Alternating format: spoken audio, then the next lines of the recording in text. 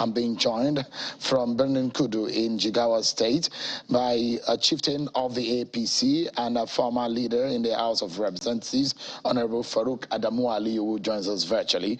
And from our Kano studio is a former member of the House of Representatives and a candidate of House of Reps in Kano of the NNPP, Honorable Abdulmumin Jibrin. And from our Lagos studio, he's a spokesperson of the Atiku campaign organization, Dr. Don Pedro Obaseki. Thank you so much, gentlemen, for coming on tonight. I guess we should begin with Honorable Farouk Adamu Aliyu, who joins us virtually. Give us an understanding of what this means. There are a lot of people who have been questioning, arguing over the issue of the running mate of the APC. You heard from the candidate there who says, I'm still in search. And this is a generated criticism of your party and the candidate over the choice or who should be the candidate. And in fact, people are already making the insinuation whether a Muslim ticket will be fitting for the kind of situation that we are in this country right now. Yes, good evening, Nigeria, good evening, viewers and everybody. Well, the choice of the vice presidential candidate of our party, lies with our candidate, the party, the stakeholders, and we're all consulted.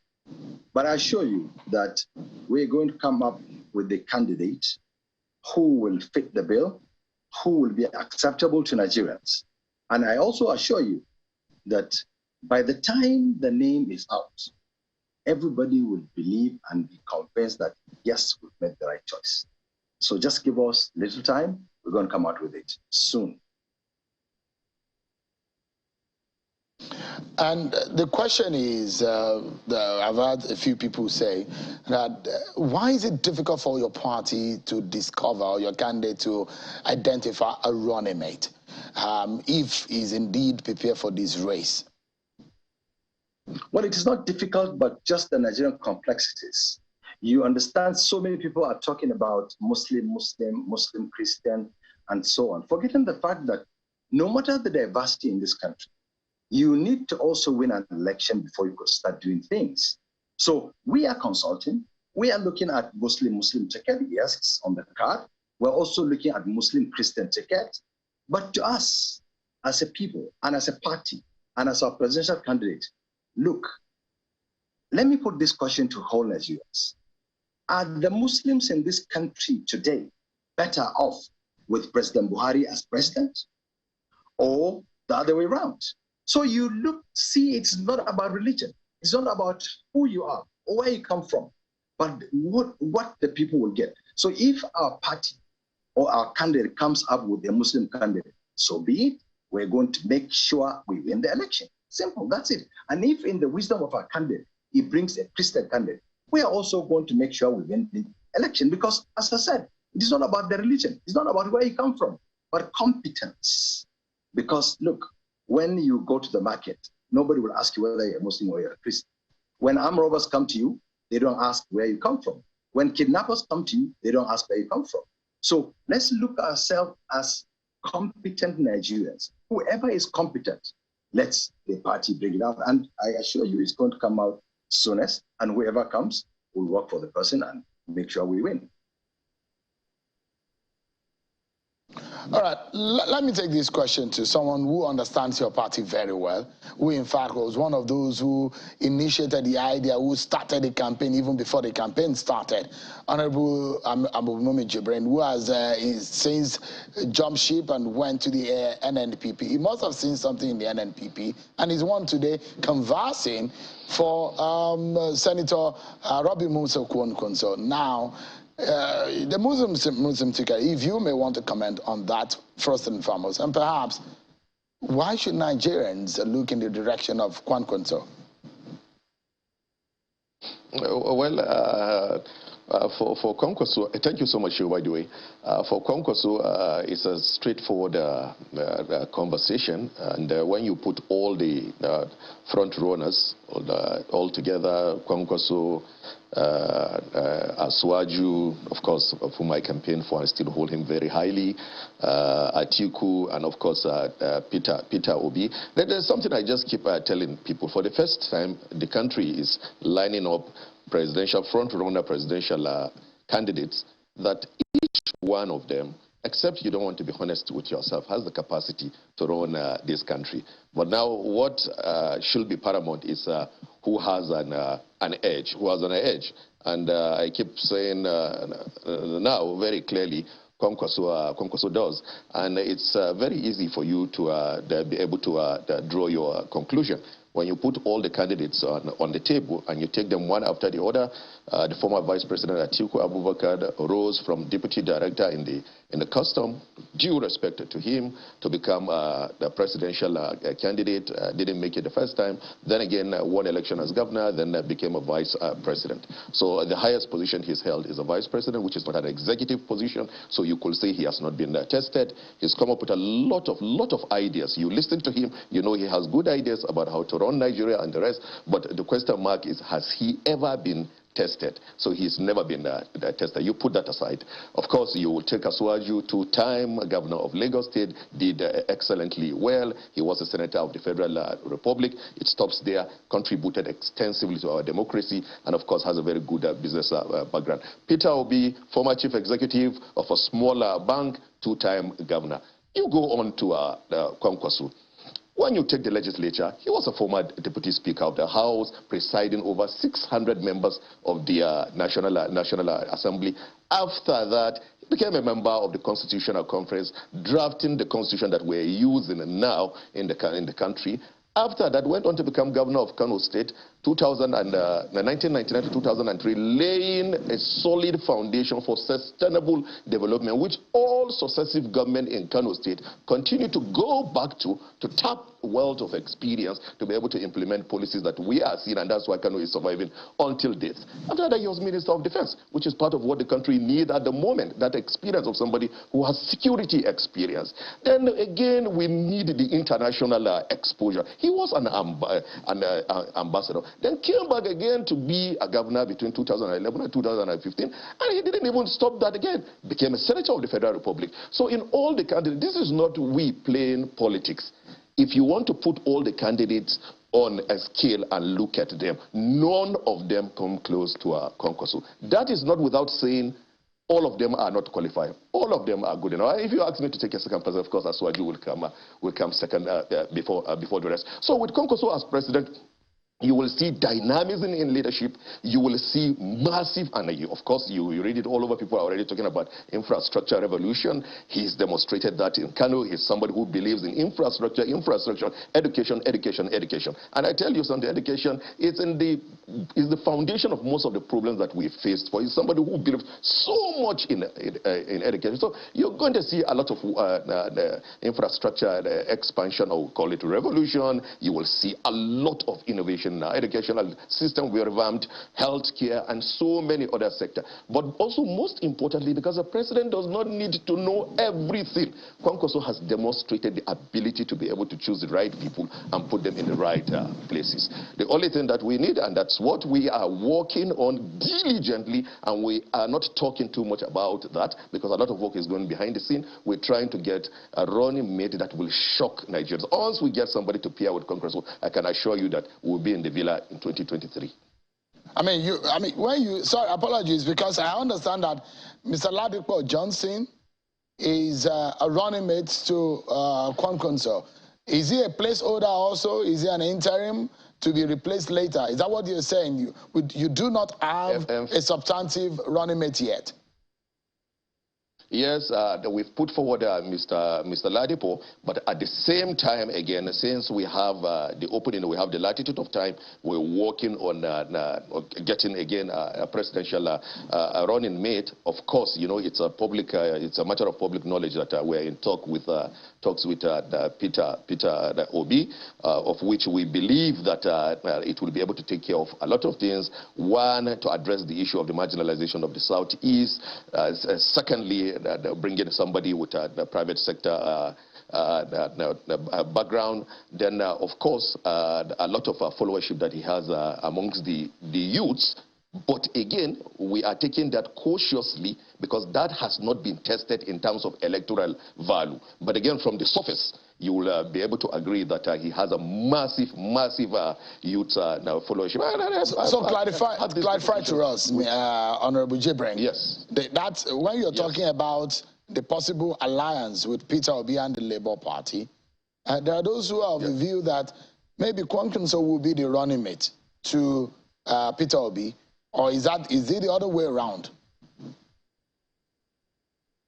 Well, very clearly, Kwankwaso will not be the running mate to Peter Obi. By every standard, Kwankwaso should be the presidential aspirant. Kwankwaso has more exposure, political exposure, more experience. He has a bigger profile when it comes to that. He has more experience politically on how to win the election.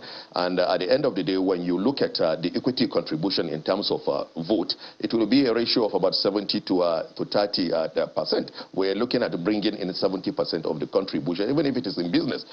Peter Obi is experienced in business. He knows that whoever is bringing the larger chunk of their equity is expected to stay on board. But again, even if you take away the issue of the totality of vote that is expected to bring from the northern part of the country, which Kwankwaso is going to bring as the single most popular politician today in the northern part of the country, akin to, and because we've not even seen where he stopped, maybe probably he will turn out to be even more popular than Buhari, because again we haven't seen what where his own is going to stop. With due respect to the president, we are very sure he's going to continue to command his respect and the rest. But Kwankwaso comes in as a person who is going to be a successor of that chunk of vote. Let's take a pause from your end and let's go to our Lagos studio, Honorable Jibreng, just for a moment, because let me bring Dr. Pedro Obaseki into the conversation, who tonight will be speaking on behalf of Mr. Atiku Abubakar, who is the presidential candidate of the PDP. And you heard a lot. And he says, look, as far as Kwankwaso is concerned, he ranks higher than an Atiku Abubakar, and the chances are higher. Should they have a Peter Obi alliance, is it a danger for your the chances of your candidate Atiku Abubakar and the PDP? I wish I would have been allowed to respond to some of the things that were said earlier by the other two, but it's okay. There is nothing on earth that stops anybody from having an over-bloated sense of self. That is okay. You know, sectional elections in Kano State does not dovetail into elections in Nigeria. There is no hamlet, no village, no state, no local government, the 774 local governments in Nigeria, where Atiku is not a household name. Atiku is a brand, and the brand essence of Atiku does not compare to the sectional, regional, seemingly state-based popularity of Alhaji Rabiu Kwankwaso. I respect him. I respect his kind of person, but it's like comparing apples and beans. They don't stand on the same pedestal. So I don't want to even go down to playing that ostrich card. There's no basis for comparison. I'm very sure that nobody in Ilwe-Logbo, and I'm very sure that nobody in my village, in Benin or in Okada or somewhere in Iragbeji, knows who Kwankwaso is. But the very brand essence of product article, it straddles the entire Nigerian value chain. That is why many of us refer to him as the unifier. Atiku is Yoruba as much to the same extent as Igbo, as much as is to the same extent as is Northern. And that is clear. It's an empirical fact. We don't have to start dovetailing into trying to compare both of them. I think what the honorable gentleman just said is just to try as much as possible to boost, to add some form of jet fuel to the Kwankwaso brand persona. And I don't think that if you look at it empirically on Twitter, for example, which is the upwardly mobile, those of us who are upwardly mobile, it is a gauge of popularity of who follows where, who knows what. Atiku as yesternight had about 4.3 million followers on Twitter, making him the most followed Nigerian politician, about 200,000 more than Mr. President. So Kwankwaso is still about, even Mr. Peter Obi is about 1.3 million now, rising fast, but the difference is like night and daylight. But I would have loved to actually quickly throw in. I don't know. I don't want to push you, Seun. You know, at the beginning, the opening trajectory was Mr. Tinubu saying he's still looking for his running mate. And I begin to wonder whether our politicians ever read the Electoral Act. The two of them who have just spoken actually sat down and legislated an Electoral Act that took away their own voting rights. I'm not very sure they all read it. In Section 31 and 34, it's clear of how and who, when and why anybody who is involved in this process. So if you already have a running mate submitted to INEC, and you are coming weeks after to still say you are still searching for a running mate, it's like a kid that missed the bus. And that shows clearly a typical thing about the APC, a party that is actually fighting each time for the jugular, for power, without thinking about the mechanics of governance. Now you have seen them, they are not ready. We don't even know what their manifesto is.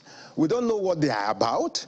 They don't even know who is running on a ticket they had already submitted. And I don't think anything is much more symptomatic of lack of preparedness.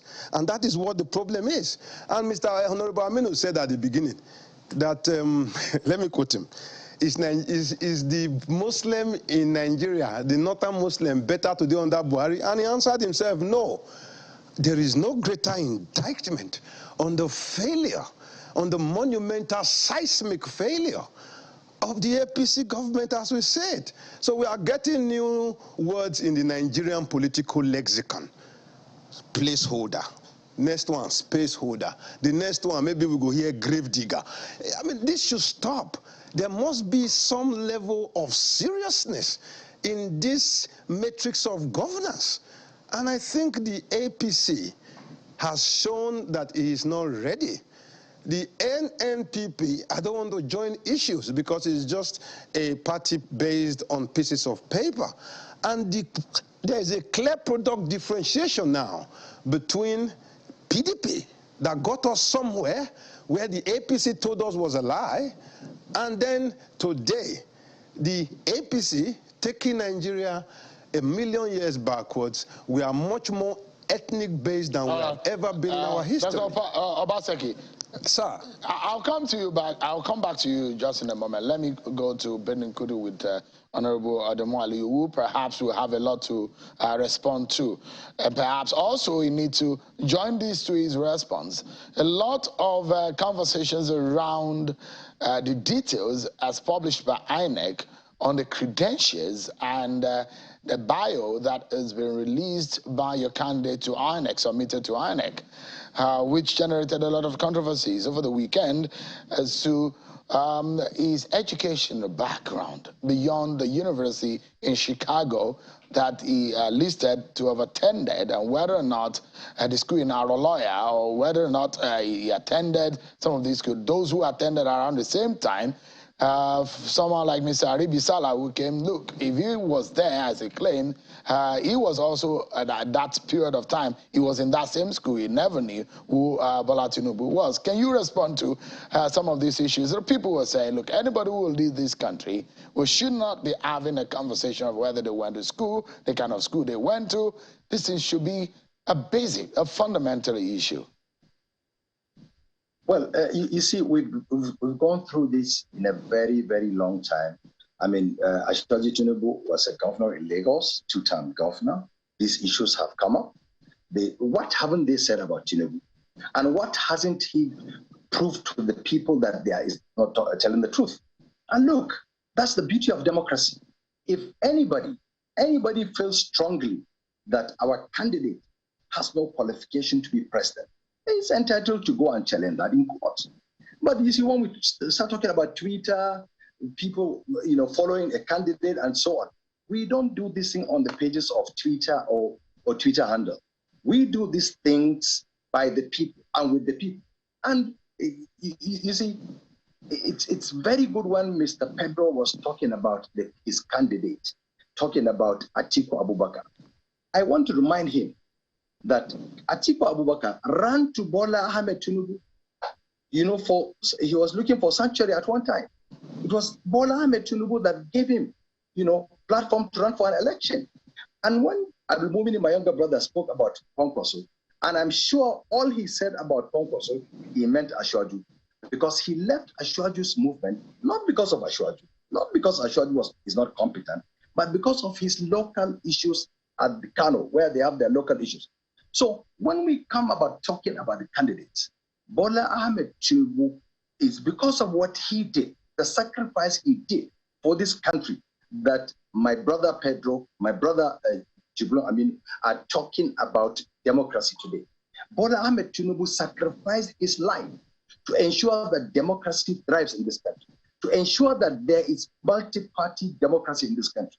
And that's why I'm talking about Muslim, Christian.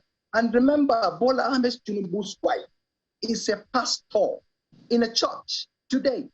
And you see, people try to bring religion just because they see that we have a candidate that nobody can beat. And Bola Ahmed Tinubu, I am telling you, we are waiting for the day of election to come. Nobody. And remember, we still have President Muhammadu Buhari as the most popular northern, politician, and he's there. And I assure you, President Muhammadu Buhari will work for the success of Bola Ahmed Tinubu. And then Bola Ahmed Tinubu has success and acceptance across the country as well.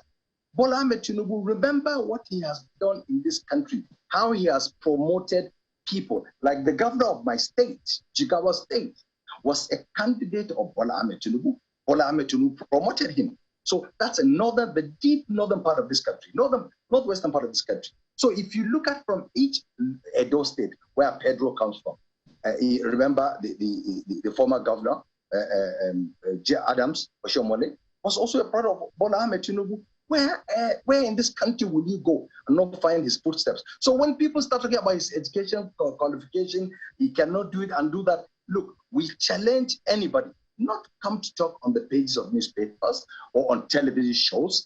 Go to court. Prove the fact that Bola Ahmed Tinubu did not have the qualification he has. But remember, I said, remember, let them not waste their time, because you could see that these things have come to pass. He has been a governor twice. He has been a senator in this country. And when these matters come up, they just die like that. And I assure the people of this country that with Bola Ahmed Tinubu as president, you will see the success in Lagos. And all of us, all Nigerians are proud of Lagos State. All Nigerians are proud of the human capital that Bola Ahmed Tinubu invested in the people, from the vice president of this country to Fowler of the people, to ministers, governors, senators, members, House of Reps, State Assembly, everywhere, businesses that Bola Ahmed Tinubu promoted in this country. What are you looking for? Person that Honorable Aliyu, just for a moment. Yeah. I'll come back to you in a moment, but we need to take a break. And when we come back, we'll also hear again from Honorable Jibring, and we get to toss the conversation around the table. Stay with me, everyone. We'll be right back. Thank you so much, everyone. Let me get back to our Kano studio, where Honorable Jibring is. The question about capacity and the question about political strength has been thrown at you tonight, of the profile that the candidate of the NNPP brings to the table. And that question really will be tested in the field, whether or not he has the political wherewithal to rank shoulder to shoulder, head to head. And the question of, with the likes of Atiku Abubakar and Bola Tinubu, and the question of the political structure. Does the NNPP has that kind of political structure as the PDP or the APC, is the Labour Party that is boasting of a structure in the labor force? Yes, in terms of our candidate, I think people are being so unfair. For someone who has been an alumni of the House of Representatives with 600 members cut across the country, he was alumni of the Governors Forum, 1999, alumni of Governors Forum, 2011-2015, alumni of set of ministers, 2003 to 2007, alumni of a class of ambassadors, etc., and the rest. He contested as a president in PDP, in APC 2015, in PDP 2019, and you are talking about the brand. I think you are being unrealistic to say that he does not have the necessary reach. He does have the necessary reach, but as a person, he's a master strategist. He's a subtle person, and he's an undertaker. And you'll be shocked what he is going to bring around. My colleague in Lagos, Dan, was talking about, of course, the former vice president, whom I hold highly, by the way. But he is saying that he's a brand, and he's in every village. We are not talking about somebody being in every village. We are referring to what are you able to use those people to do? Have you been able to convert those people to political value? Are these people who are willing to elect you? So the answer is no. But let me also tell you something, Shehu, very, very quickly. The reality of the matter is that Nigerians are tired of APC, Nigerians are tired of PDP. For PDP, they're still having the hangover of losing election, and probably they will need to spend 32 years in opposition for their brain to be able to be reset. For APC, I used to wonder how APC wants to campaign. The major problem of APC is that APC has offended so much of its members. The people who will work for APC, who will campaign for APC, who will go and vote for APC, they are bitter. And if you look at the state of APC today, we just don't want to face reality. The infighting, the bad blood, the backbiting, the backstabbing in APC has already indicated to you the direction that APC is taking. The only even little saving grace is the emergence of Aswaju, but he is also coming a bit too late because the damage has been done. Quickly, let me address the issue that you raised about the Muslim Christian. Of course, I've always shared my opinion about that. But again, January 2022 is not June. 6 months in a political life, so much can happen. The temperature of the country in January is not the same with the temperature in June. Now, the issue of politics in this country, we always emphasize equity, fairness, and justice. And that is why we're talking about moving the presidency to either the north or the southern part of the country. The northern governors in APC came out publicly and forcefully made a point for themselves and ensured that the presidency moved to the southern part of the country. But there are other issues that are also determined by such fairness. And religion is also part of the balancing. And of course, in line with global best practice of lately, the issue of gender, women, is also very important. So you cannot on one hand talk about north-south in terms of political balancing, and when it comes to religion, you say, oh, no. On religion, we talk about merit. So I see the APC being faced with a very dicey situation of doing what is right or winning an election. So they have to choose, and we should not pretend about that. The issue of balancing, it's equally important for you to balance between the Muslims and the Christians. The northern Christians are very, very strong. We sympathize with them, and that is why our own candidate is going to have a Muslim and a Christian on the ticket, and many other presidential candidates. This is not being political or trying to create a scenario for APC, but the fact of the matter is that you cannot talk about balancing when it comes to north-south in terms of the presidency. Then again, when it comes to Christian, Muslim, and you said that is not applicable. Finally, let me talk about the issue of the Southeast. I have a very, very important message for the Southeasterners. You will see clearly, very clearly, all of you should open your eyes and watch it clearly and see. Because Peter Obi is one of the persons that we want to work with. But again, we have many other options that we are talking with. The Southeast, they've been backstabbed by APC. Seriously backstabbed. And they've been front-stabbed by the PDP. They've worked so much for the PDP. So the PDP has thrown away the Southeast. They've said to them, we don't need you people. The APC have thrown away the Southeast. They've said, we don't need you people. The last time the Southeast has been on the table to discuss the presidency of this country is since Ekweme. The first opportunity now they are having is with Kwankwaso. They have to think very clearly, not to waste their vote. They should come, take up the running mate, and this is the best opportunity for them to become... Honorable Jibrin, let me allow others on the... Let me conclude that. APC in the next 8 years will not take it to the southeast. They are bringing the presidency to the north. PDP in the next 8 years will most likely take it to the south-south. So the southeast should think very carefully, rally around Kwankwaso. The good thing is that we all have red caps, we and them. The northern and the southeastern alignment must come back on the table. Honorable Jibrin, we need to allow others in the conversation to get their thoughts in. Let me go to our Lagos studio with Dr. Pedro Obi. I'm now going to ask you a question. I'll just allow you to respond because I know you've heard a lot and you like to respond too. You know, I'm from the Midwest part of Nigeria, and we are used to being marginalized. I understand that they won't even let us talk, but I will just want to hit him straight. Honorable Jibril, the peace of the Lord be with you. But you are changing facts. Outside of Buhari in 2011 election, in 2007 election, no other person who did not win the presidency of Nigeria got up to nearly 12 million votes. Mr. Kokonso has never had anything above 2 million votes. So this is, I'm talking arithmetic. I'm not talking about who wear red cap, who not wear red cap. Electoral value, it is clear. Now let me go back to my friend, my dear good friend from Jigawa and from Kudu. Now this is another very clear case of the APC trying to upturn the apple cart. We are Muslims and Christians in this country. And you are talking about equity, fair play, justice. From all you guys are just talking about, I don't want to be on air. It just shows a mark, almost endemic lack of preparedness. And the fact that people are beginning to see that Nigeria is not a nation that we should allow to dwindle down. I remember the old anthem, Nigeria we hail thee. He said, though tribes and tongues may differ, in brotherhood we stand. And when I look at all of them, the plethora of candidates, the only one that meets that very cardinal, in brotherhood we stand in our diversity, is the Waziri Adamawa Alhaji Atiku Abubakar. And let's look at it. If I want anybody, a Benin man will not be president at the same time a Yoruba man will be president.